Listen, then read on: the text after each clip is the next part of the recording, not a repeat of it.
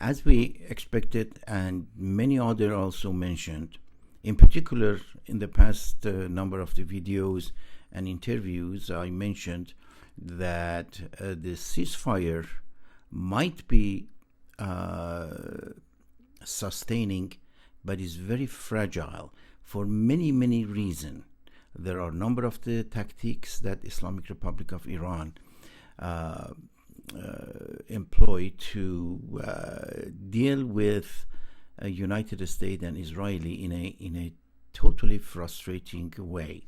Anyway, as we expected, there was some drone and missile shooting to private cargo ships that rightfully the United States and President Trump responded and bombed some of the facilities, some of the not infrastructures but military establishment to deal with this issue, because as we all know, the Islamic Republic of Iran is subject to pressure and obedient to the pressure and military might.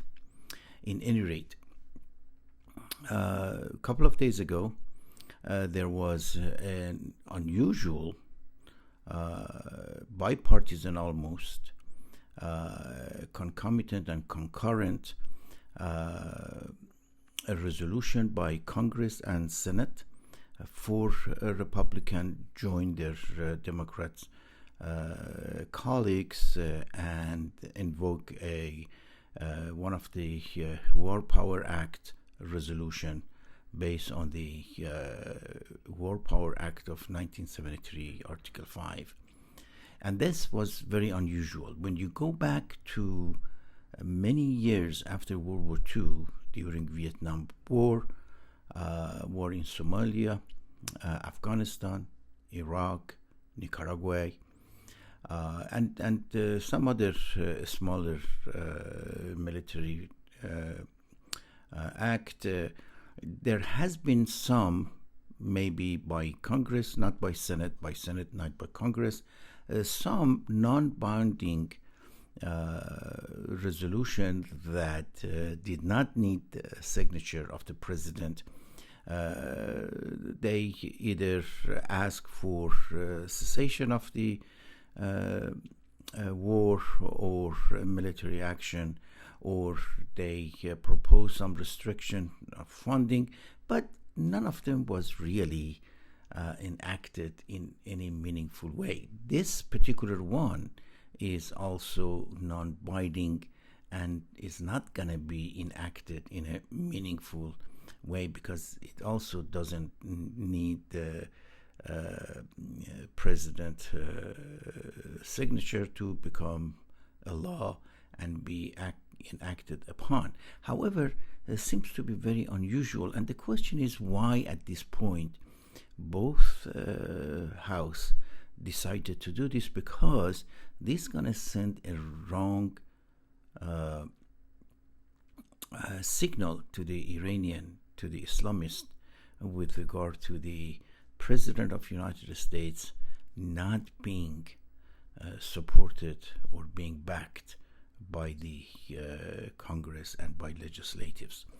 But I have another view also, and I believe that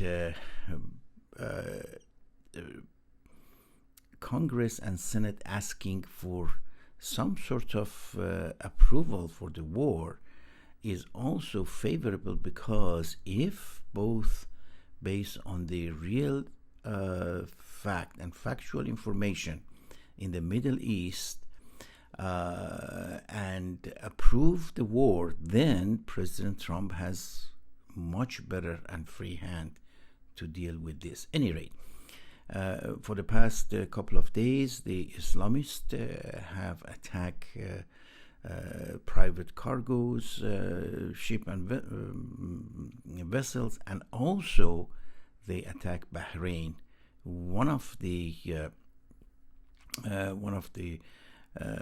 country that America has military base, and they are also American ally in the region, in addition to UAE and Qataris and all of those. From the moment of this memorandum of understanding, it was appear that gonna be fragile and non-sustainable. The reason is the Iranians are using this tactic, this artful delay, this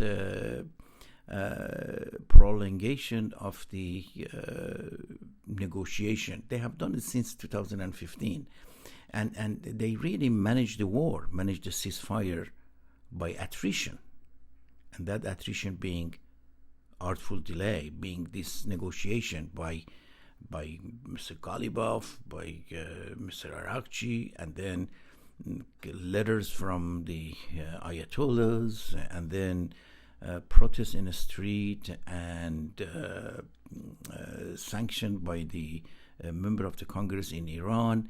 So they are really playing the United States. I'm 100% sure President Trump and Marco Rubio do not fall for this shameful play of asymmetrical war, and they are aware of it. But another thing is, I do not also trust Pakistanis, and I do not trust Qataris, because historically they are not in favor of peace in the region, because they benefit from this.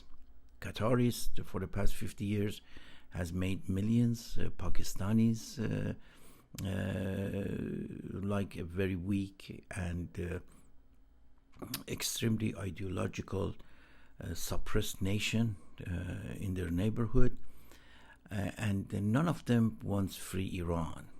But free Iran is in favor of many of the regional countries, and also West, and in particular America, benefit from it.